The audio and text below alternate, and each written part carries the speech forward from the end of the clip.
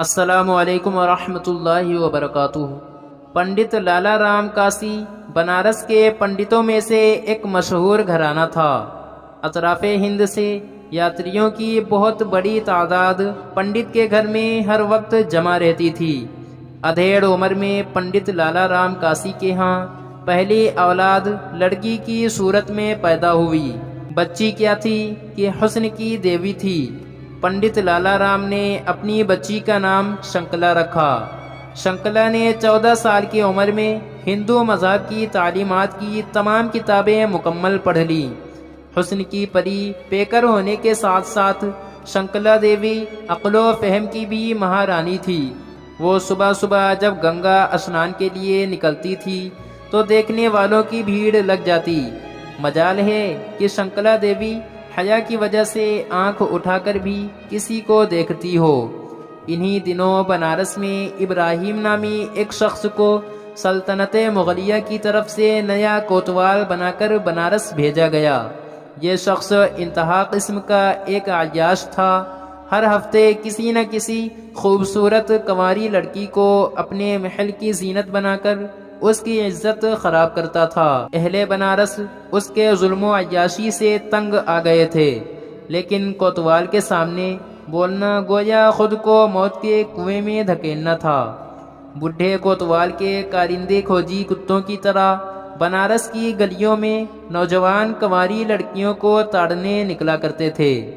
ایک دن ایک کارندے نے آ کر خبر دی کہ سرکار، آپ بلا وجہ پریشان ہیں۔ اپنے بنارس میں ایک حسن کی دیوی موجود ہے، عمر میں بالغہ ہو چکی ہے۔ سرکار، اپنے پنڈت لالا جی کی بیٹی شنکلا کمل کے پھول کی طرح ہے، آج تک اسے کسی نے چھوا نہیں ہے۔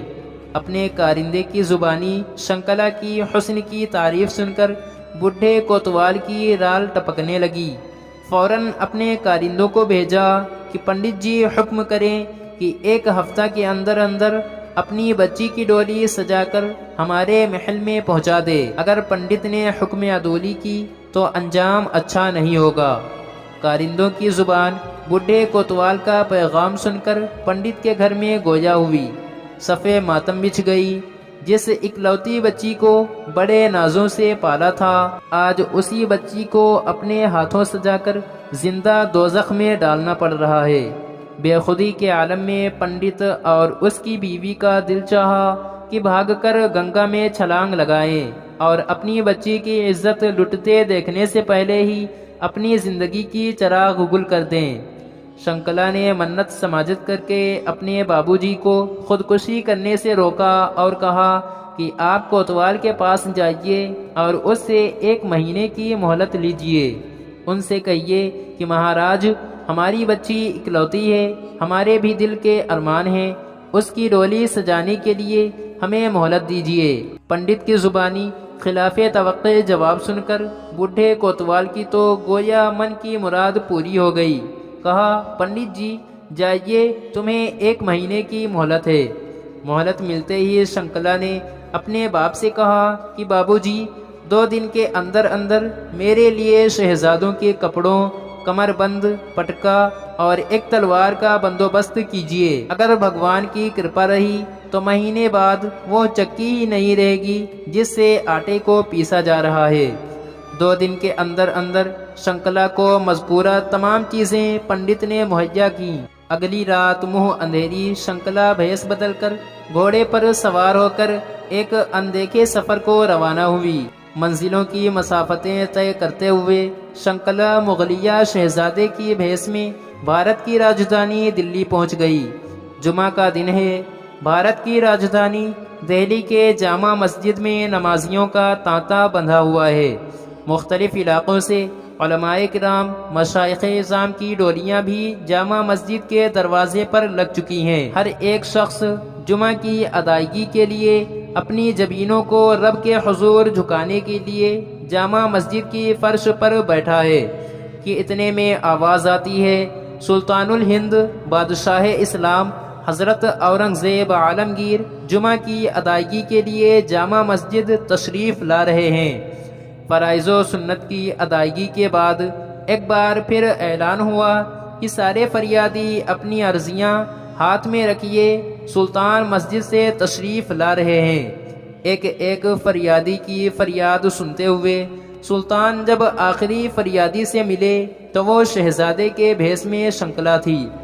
حقیقت شناس بادشاہ کو پہچاننے میں دیر نہ لگی کہ شہزادے کے روپ میں یہ میرے سامنے ایک نوجوان خوبصورت لڑکی کھڑی ہے۔ بادشاہ نے اپنے محل سرا کے خادم خاص کو حکم دیا کہ اس فریادی کو ہمارے دربار میں لے آئیے، اس کی فریاد ہم وہاں سنیں گے۔ شنکلا جب سلطان کے دربار میں پہنچی تو بادشاہ نے حکم دیا کہ سارے درباری باہر چلے جائیں۔ جب پورا دربار خالی ہو چکا تو سلطان نے اپنی چادر دیتے ہوئے کہا، بیٹی، بچیوں کو زیب نہیں دیتا کہ وہ شہزادوں کا روپ اختیار کر لیں، کہیے کیا فریاد ہے آپ کی؟ شنکلا نے روتے روتے اپنی پوری داستان سنا دی۔ داستان سنتے ہوئے سلطان کے چہرے پر ایک رنگ آئے دوسرا جائے۔ مکمل غم بھری داستان سنانے کے بعد شنکلا نے کہا، دیالو مہاراج، میں برہمن ذات کی ہندو لڑکی ہوں۔ سلطان نے کہا، بیٹی جائیے اور ڈولی سجانے کی تیاری کیجیے۔ مایوس کن جواب سن کر شنکلا کے دل کا تو گویا آبگینہ ہی ٹوٹ گیا۔ بوجھل قدموں واپس ہوئی۔ مہلت میں صرف اب ایک دن رہ گیا ہے۔ شنکلا دلہن کی طرح سج دھج کر ڈولی میں بیٹھ گئی ہے۔ بڈھے کوتوال کی آج خوشی کا دن ہے۔ وہ اپنے مونچھوں کو تاؤ دے کر تخت پر بیٹھا خوشی سے پھولے نہیں سما رہا ہے۔ آج اس کے حرم سرا میں شنکلا جیسی حسن کی دیوی داخل ہو رہی ہے۔ بڈھے نے اعلان کیا کہ جب تک میں فقیروں میں روپے پیسے نہ لٹاؤں تب تک شنکلا کی ڈولی حرم میں داخل نہ کی جائے۔ پورا اہل بنارس کوتوال کے ظلم سے تنگ ہے۔ کمزوری کی وجہ سے کوئی بھی بول نہیں پا رہا۔ فقیروں میں پیسے لٹائے جا رہے۔ اتنے میں ایک فقیر کی آواز آتی ہے، مہاراج، ہم پر بھی کرپا ہو، ہمیں بھی کچھ دیجیے۔ بڈھے کوتوال نے ناگواری سے جواب دیا، جو روپے زمین پر لٹائے جا رہے ہیں وہیں سے اٹھائیے۔ فقیر نے التجانہ لہجے میں کہا، مہاراج، آج تو آپ کی من کی مراد پوری ہو رہی ہے، اس لیے ہم چاہتے ہیں کہ ہمیں آپ اپنے ہاتھ سے روپے دیں۔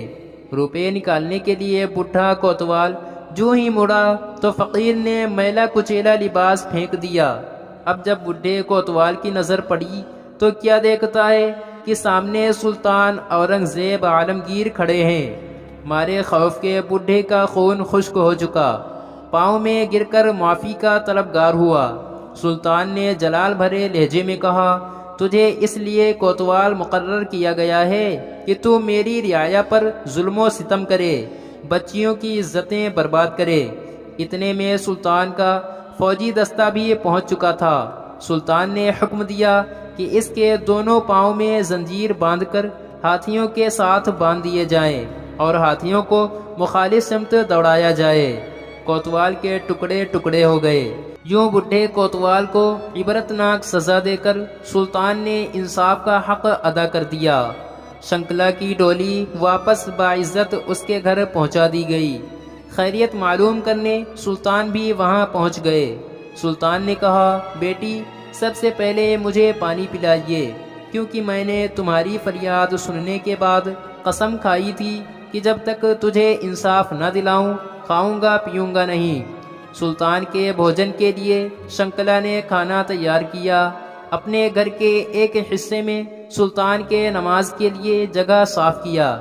جس جگہ سلطان نے دوگانہ ادا کیا، شنکلا کے باپ نے اس جگہ کو مسجد کے لیے خاص کر دیا۔ سلطان نے چاندی کے پتر پر ایک حکم نامہ لکھا کہ اس مسجد کا انتظام یہی ہندو خاندان والے سنبھالیں گے۔ دھریرا نام کی یہ مسجد آج بھی گنگا کنارے بنارس میں اسی جگہ واقع ہے۔